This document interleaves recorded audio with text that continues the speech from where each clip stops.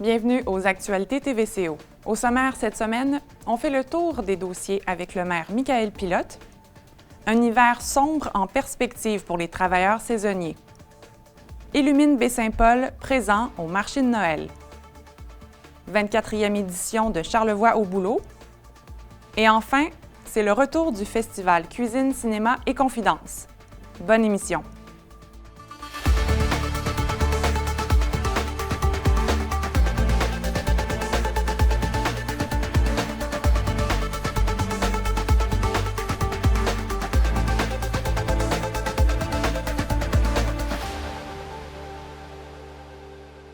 Nous avons voulu faire le point sur les différents dossiers à la ville de Baie-Saint-Paul et pour en parler, nous avons rencontré le maire Michaël Pilote. Voici l'entrevue. Michaël Pilote, bonjour. Bonjour.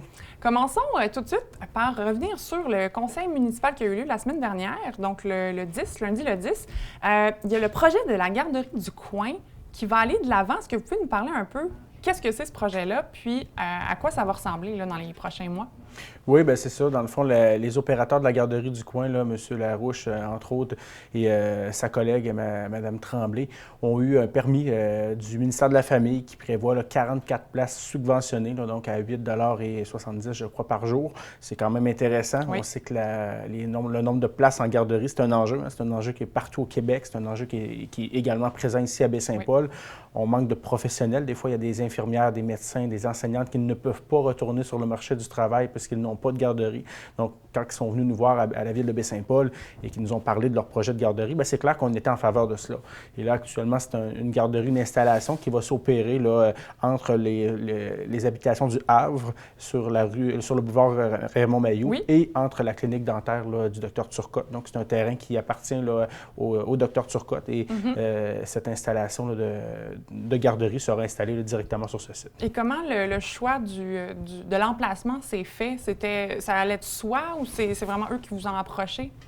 Bien, c'est vraiment eux qui nous ont approchés, puisque eux, il y a des transactions à l'interne entre les promoteurs. Et nous, comme ville, bien, c'est clair que si on attend pour trouver un autre site, c'est clair que des sites, il y en a toujours, mais nous, on pense que c'est quand même un site qui est favorable pour ça. C'est un site qui est dans le périmètre urbain. On ne mettra pas non plus une garderie là, à 44 places là, sur un chemin rural, par exemple, là, dans le fond d'un rang, si on peut dire comme ça. Donc, nous, on trouve que c'est un beau choix de site. Et en même temps, oui, ce n'est pas permis actuellement au zonage. Cependant, nous, on a utilisé une disposition particulière, là, qui est l'article 134 de la loi là, sur les services de garde éducatifs à la petite enfance, qui nous permet d'autoriser là, une garderie, la construction d'une garderie sur le territoire sans passer par le processus habituel de modification de zonage qui peut emmener à des signatures de registre et à autres. Là. Et on devait aller quand même rapidement, hein, puisqu'il y a des contraintes. Là. Je n'ai pas la date exacte, mais je crois que si le promoteur ne peut pas mettre en place cette garderie d'ici le printemps prochain, bien, le ministère de la Famille va retirer, dans le fond, l'autorisation de projet, ce qui fait en sorte que la garderie n'aura pas lieu. Okay. Donc, on est actuellement à travailler le projet. C'est sûr qu'on a mis des conditions aussi. Le conseil de ville a fait en sorte qu'on va autoriser la garderie si l'entrée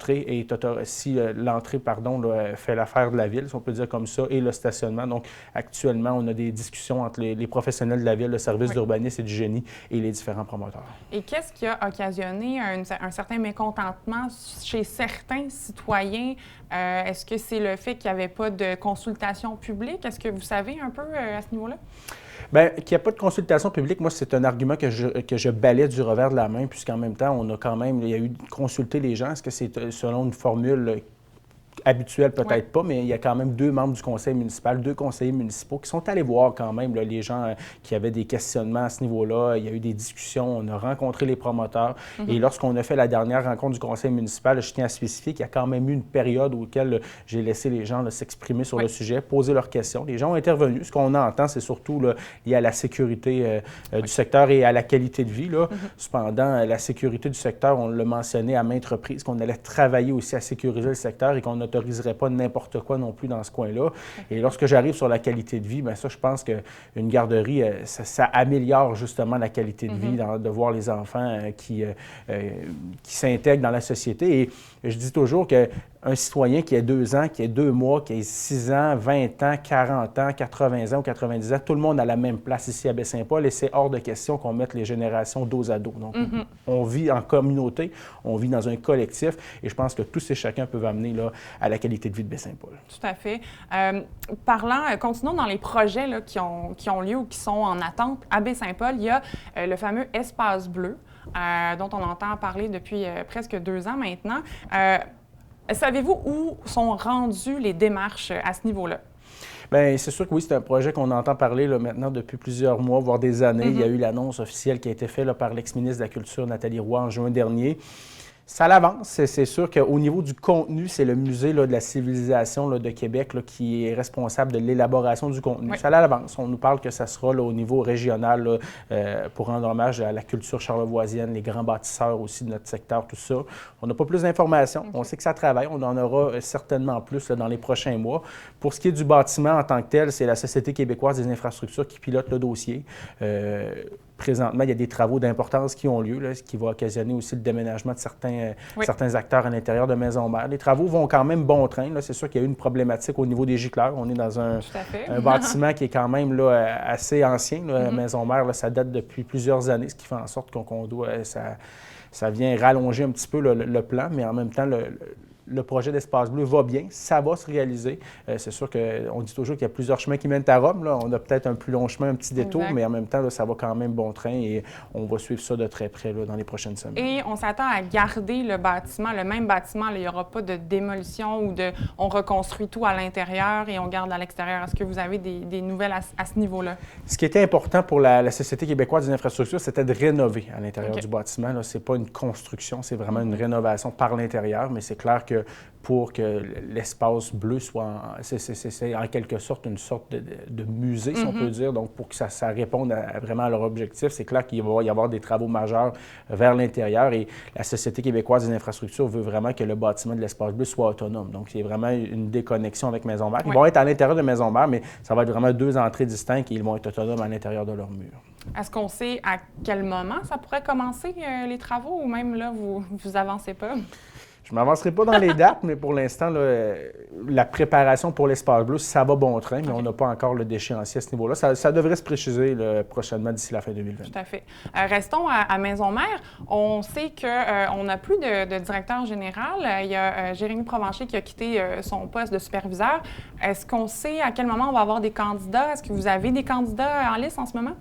Bien, pour l'instant, le processus d'affichage de candidature est toujours en cours. Ce qui est important de savoir aussi, c'est que c'est vraiment Maisons-Mères qui opère le processus de candidature. C'est un consultant externe qui épaule le conseil d'administration. Par la suite, lorsque la fin des périodes de mise en candidature va se terminer, il y aura des entrevues, un processus de sélection qui va se dérouler. Le conseil d'administration de Maisons-Mères aussi, dont je fais partie, formulera une recommandation par la suite à la ville de Baie-Saint-Paul et c'est le conseil municipal qui va entériner le tout. Un petit peu à l'image des sociétés d'État. Si on cite à l'exemple Hydro-Québec, lorsque le président directeur général d'Hydro-Québec est nommé, c'est une recommandation du conseil d'administration qui se fait au conseil des ministres et par la suite, c'est l'actionnaire d'Hydro-Québec qui est le gouvernement québécois qui entérine le tout. Absolument. Poursuivons dans les travaux. On sait que l'aréna Luc et Marie-Claude est en grand changement. À quoi ça ressemble à l'heure actuelle? Est-ce que ça avance bien, je pense? Oui, ça avance très bien. Toute la partie qui est sur la glace là, est ouverte à la population. Là, déjà, depuis plus d'une semaine, on a réouvert les opérations. Okay. Les gens peuvent participer aux activités de glace, que ce soit le hockey ou encore le patin artistique. Il y a 4 chambres aussi, si je ne me trompe pas, qui sont ouvertes aussi également là, aux gens qui utilisent l'aréna. Et là, c'est plus la partie, là, le devant là, de l'aréna qui est l'accueil, le restaurant, tout ça, le pavillon d'accueil qui n'est pas encore ouvert et qui va être ouvert là, possiblement là, autour de la mi-janvier. On a un tournoi là, qui est dans le coin du 20 janvier, donc on doit être prêt pour ce moment-là. Mais là, on est plus à continuer cette phase de travaux. Pour l'extérieur, ça avance bien aussi. Nous, du côté de l'Hôtel de Ville, le stationnement était quand même rapetissé. Et là, c'est réouvert depuis ce matin, donc ça va quand même bien. Les travaux vont bon train et on a bien hâte, là, en janvier prochain, là, de profiter de ce beau et vaste bâtiment. Tout à fait. Puis au niveau de la campagne de financement que vous avez lancée il y a quelques semaines, ça se passe comment? Est-ce que vous êtes satisfait? Oui, la population a bien répondu. Il y a déjà déjà plusieurs partenaires corporatifs là, qui ont joint l'aventure. On sait déjà, on a annoncé en grande pompe que Simard Suspension, qui est une entreprise de chez nous et qui nous rend fiers, sera présentateur officiel du bâtiment. Il y a le Mouvement Desjardins aussi, la Caisse du Fleuve et des Montagnes, là, qui a annoncé une aide financière là, pour tout ce qui touche la salle multifonctionnelle. Donc, elle va porter le nom de Desjardins. Et il y a plusieurs aussi entrepreneurs de chez nous là, qui vont s'afficher là, sur la bande de la patinoire. Là. Ça, c'est pas mal tout vendu. Et les bancs aussi, là, il y a un mouvement populaire là, du banc, là, de vendre un banc là, pour la somme de 100 $ avec reçu d'impôt et le nom est gravé à vie sur le banc. On en a à peu près 50 de vendus là, de tout le monde. Ça va quand même bien. En terminant, Michael Pilote, il y a les travaux sur la 138 qui se poursuivent. Est-ce que vous pouvez nous faire un résumé, peut-être pas un bilan, mais un résumé de comment ça s'est déroulé cet été, puis peut-être à quoi on peut s'attendre au printemps, parce que, bon, l'hiver va arriver dans quelques semaines?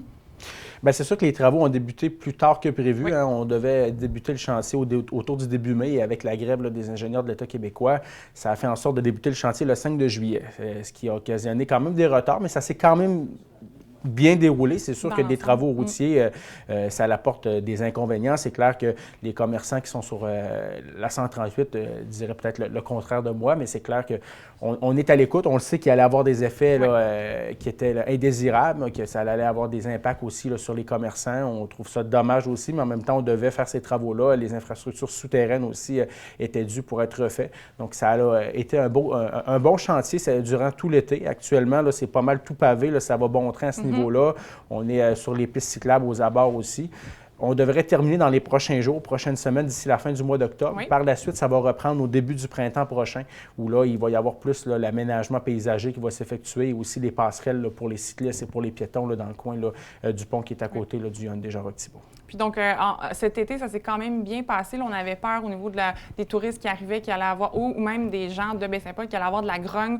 Vous, de votre côté, à la municipalité, vous avez eu quand même des bons échos? Ça s'est quand même bien fait? Oui, bien c'est comme j'explique. Oui, on a eu quelques commentaires négatifs. Cependant, dans l'ensemble, ça s'est bien déroulé. On savait qu'on s'enlignait dans un chantier d'infrastructure d'importance qui allait avoir des impacts. Ça, il n'y a pas personne qui était dans son monde de licorne, mais en même temps, lorsqu'on fait le bilan, ça s'est mieux passé que ce qu'on anticipait. Parfait. Donc, des bonnes nouvelles pour le printemps également. Là. Oui, et la phase la plus importante va être faite. C'était vraiment en 2022 qu'il allait avoir les travaux, les grands travaux majeurs où on devait creuser dans la chaussée et aller changer les infrastructures d'aqueduc.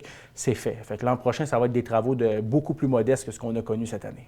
Michael Pilote, merci beaucoup. Merci bien. À la prochaine. Bye-bye. C'était le maire de Baie-Saint-Paul, Michael Pilote.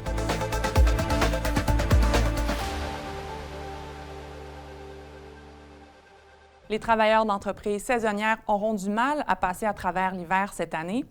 La fin des mesures temporaires au régime d'assurance-emploi va mener plusieurs travailleurs dans Charlevoix à recevoir aucun revenu pendant plus de 3 mois.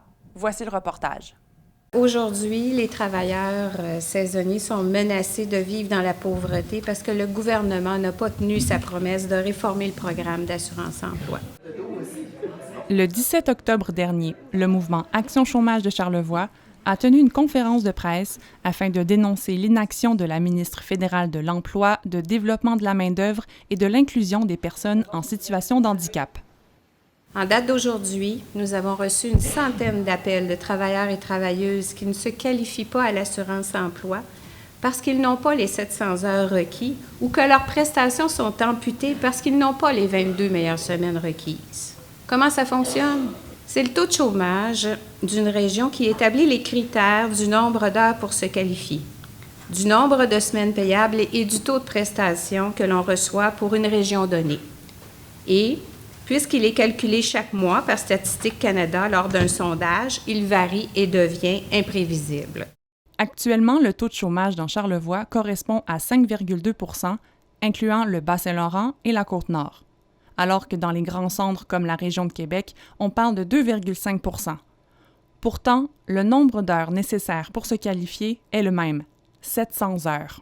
Aujourd'hui, avec un taux à 5,2, le travailleur reçoit 19 semaines de prestations. C'est 7 semaines de moins. Il finira ses prestations à la fin février. C'est 6 semaines plus tôt et aura une période sans revenu de 4 mois. C'est donc 1 mois et demi plus qu'avant la pandémie.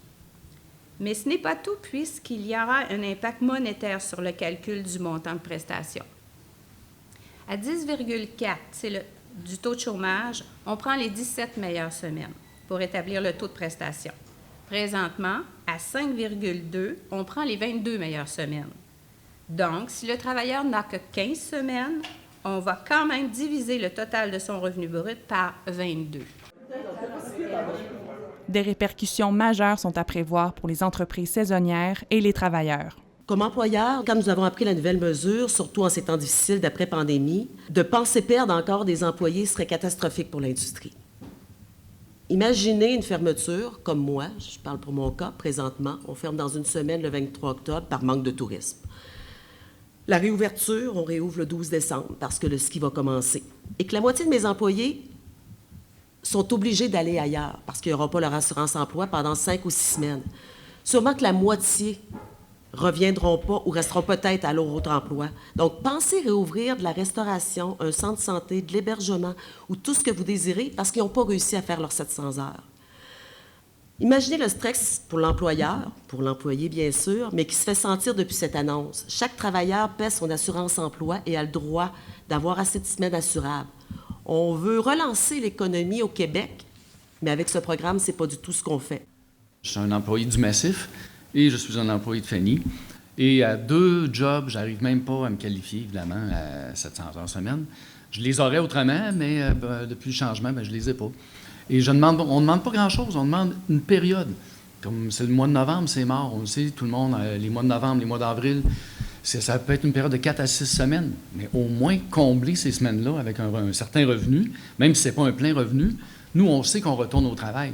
Puis moi, je serais en âge même de prendre une pré-retraite, mais je ne le fais pas parce que, non, il faut travailler.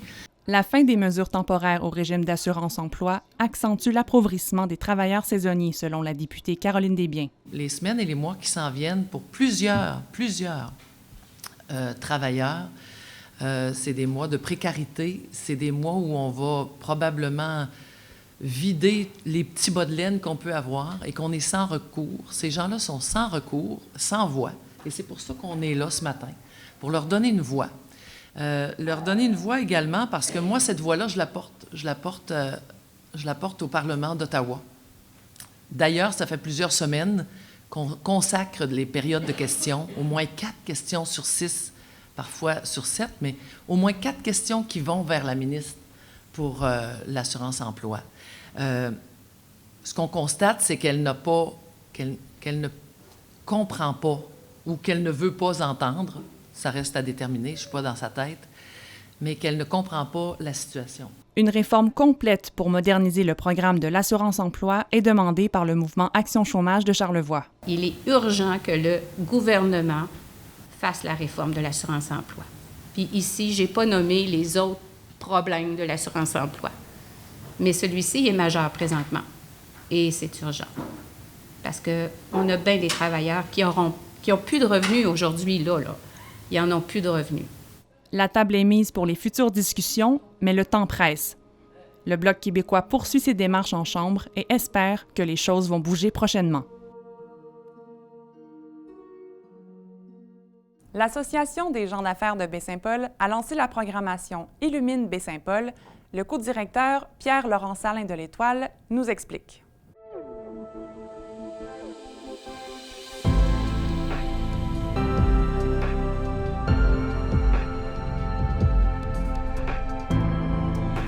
Illumine Baie-Saint-Paul, c'est un parcours d'art numérique qui aura lieu sur la rue Saint-Jean-Baptiste et aussi au centre-ville.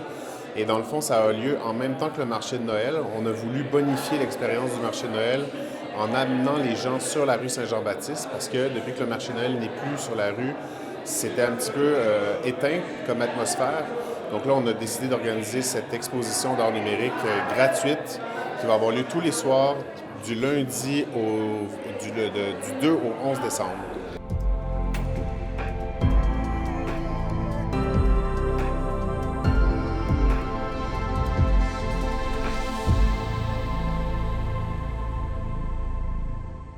C'est une idée qui est venue parce que ma collègue Christina, qui est aujourd'hui en congé maternité, quand je lui ai parlé de vouloir faire de l'ambiance sur la rue Saint-Jean-Baptiste, étant elle-même une coordonnatrice dans des projets en art numérique dans le passé, on a réfléchi à qu'est-ce qu'on pouvait faire comme programmation, puis c'est venu comme ça de pouvoir faire de la projection sur des maisons. Puis dans le fond, le fait de pouvoir faire ces projections-là, ça a tout de suite amené plein d'autres idées. Donc c'est vraiment une idée qui a été embryonnaire au départ, puis que ça a déboulé sur plein d'opportunités qui se sont jointes à nous.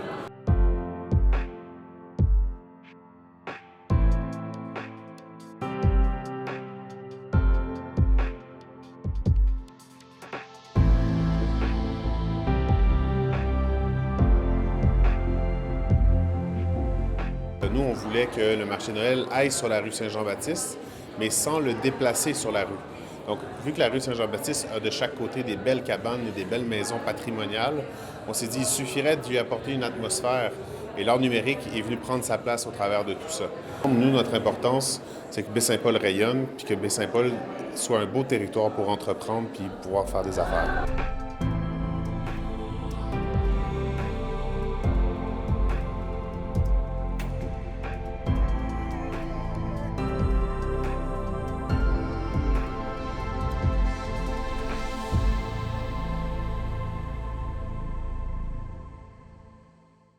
Vous êtes à la recherche d'un emploi? Eh bien, le 5 novembre prochain aura lieu au Domaine Forget la 24e édition de Charlevoix au boulot et nous en avons discuté avec Lynne Tremblay de Service Québec. Lynne Tremblay, bonjour. Bonjour. Alors, c'est le retour de Charlevoix au boulot. Cet automne, il y a eu une édition au printemps passé. Pourquoi on revient cet automne avec cet événement? Bien, en fait, Charlevoix au boulot, c'est un classique. Hein? C'est la plus grosse foire de l'emploi dans Charlevoix. Oui. C'est déjà la 24e édition, dont la 2e automnale. Okay. Donc, effectivement, il y avait des besoins dans le milieu. Les employeurs, autant que les chercheurs d'emploi, nous disaient bien, ce serait le fun à la fin de la saison touristique qu'on puisse avoir d'autres opportunités. Tout à fait. Puis cette année, on s'attend à quoi comme participants au niveau des employeurs? En fait, on a déjà 23 kiosques d'entreprises qui sont confirmés, wow. Mis à part aussi les kiosques au niveau de l'employabilité. Donc, Service Québec est là, mais nos partenaires aussi sont présents, formation continue, le service de main-d'œuvre, l'appui, etc., sont présents sur place pour pouvoir appuyer les chercheurs d'emploi dans leur démarche. Parfait. Puis, est-ce que vous pouvez nous nommer un peu quel type d'entreprise qui seront là pour les gens à la maison là, oui. qui voudraient peut-être se rendre sur place? Bien entendu, il y a, écoutez, on en a dans tous les secteurs d'activité. Évidemment, il y a le secteur touristique qui est toujours très présent. Oui. On pense au casino, au Manoir Richelieu, que ce soit aussi le culturel, Domaine Forget. On a aussi, entre autres, le Grand Fond, oui. qui vont avoir des besoins très rapidement. Oui. L'Auberge des Balcons. Donc, on a les croisières AML qui vont être là. On a au niveau de la vente au détail, la corporation, de l'association, en fait, des concessionnaires automobiles, là, la corporation mobiliste qui va être présente sur les lieux. On en a autant dans le secteur de la santé. On pense au CIUS, l'Agence pour vivre chez soi. Oui. Le secteur des services aussi bien représenté, autant les services publics que financiers. Ah, OK. Donc, on sait qu'on a des jardins qui vont être là. On a aussi on a Accès Conseil Assurance qui vont être présents, mais aussi des incontournables comme la commission scolaire, la formation continue, la Société des traversiers qui vont être là aussi. Et fabrication-transformation, un secteur de plus en plus important qui est représenté sur place. Là, on pense autant à la foresterie, le groupe Lebel, OK. produits forestiers résolus, mais aussi l'agroalimentaire qui est représenté, la microbrasserie, charcuterie charlevoisienne. On a aussi l'ICO, imprimeur, qui est un tout autre secteur d'activité. Évidemment, les classiques, Simard Suspension, Groupe Océan vont être là aussi. Et, je ne voudrais pas l'oublier, le secteur d'agriculture va être représenté aussi avec la Fédération de l'UPA. Et est-ce que vous avez remarqué là, que dans les dernières années, bon, la pandémie n'a pas aidé, mais les travailleurs saisonniers étaient peut-être plus présents ou demandaient là, à ce que Charlevoix au boulot soit là et ait lieu? Mais en fait, la foire édition automnale, ça a été une des pistes qu'on a envisagées. Donc, c'est une des solutions pour les soutenir dans leur démarche. Quand la saison estivale prend fin, bien, on vient leur offrir encore plein d'autres emplois dans tous les secteurs, comme on l'a vu. Donc, c'est l'opportunité pour eux d'aller voir ce qui s'offre sur le marché du travail pour continuer et avoir plus de semaines d'emploi. Puis, au niveau des participants, donc vraiment des gens qui cherchent un emploi, avez-vous une idée de combien ils vont être? On s'attend à combien de personnes environ? Normalement, on voit défiler entre 200 et 300 participants. Quand même. De tout, je dirais, il n'y a pas de profil type. Il y a de plus en plus de gens avec des profils différents qui cherchent autant du temps partiel que du temps plein. Parfois, c'est saisonnier. Il y en a qui cherchent plus à l'année.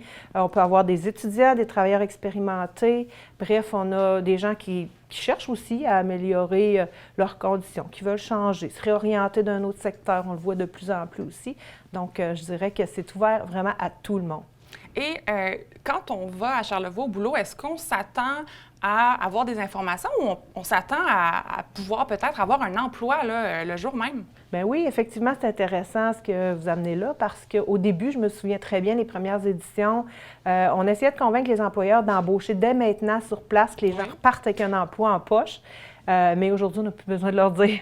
En fait, souvent, les gens sont très bien organisés au niveau des entreprises. Parfois, ils ont des gens directement dans leurs entreprises qui font le pont tout de suite quand ils voient des gens avec le potentiel recherché.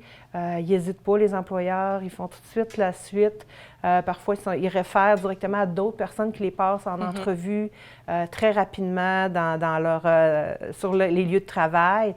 Donc, je dirais que oui, effectivement, les chercheurs peuvent espérer avoir tout de suite. On se le fait dire des fois, hey, moi, je ne pensais pas avoir un emploi aujourd'hui, mais je repars avec un emploi. Alors, Lynne Tremblay, pour la 24e édition de Charlevoix au boulot, c'est à quel endroit, comment on fait pour participer et ça a lieu quand? Bien, en fait, ça a lieu le samedi 5 novembre. Ça va avoir lieu de 9h30 à 15h au domaine Forgette à Saint-Irénée. Donc, on essaie ça. Là. La dernière fois, on le fait à Baie-Saint-Paul. Oui. On voyage un petit peu comme ça dans la région maintenant. On essaie de découvrir d'autres opportunités. Et ça va être au pavillon Joseph Rouleau. Oui. Il va y avoir aussi des petites salles réservées pour des entrevues, comme je le disais, en direct, pour les employeurs qui voudront en bénéficier. Et évidemment, bien, on attend tout le monde. On sait qu'il y a aussi la Corporation de mobilité collective qui peut soutenir, donc n'hésitez pas à faire appel à ces services-là. Encore cette année, hein, c'est ça? Effectivement, ils peuvent faire appel directement en les contactant. Super. Merci beaucoup, Mme Tremblay. Bien, ça fait plaisir. Merci à vous. À la prochaine.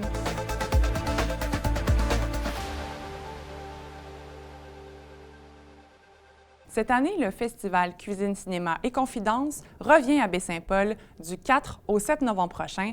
Nous avons rencontré sa fondatrice, Lucie Tremblay. C'est sous la thématique de l'Italie que la 5e édition du festival Cinéma, Cuisine et Confidences prendra forme, en collaboration avec l'Institut de tourisme et d'hôtellerie du Québec.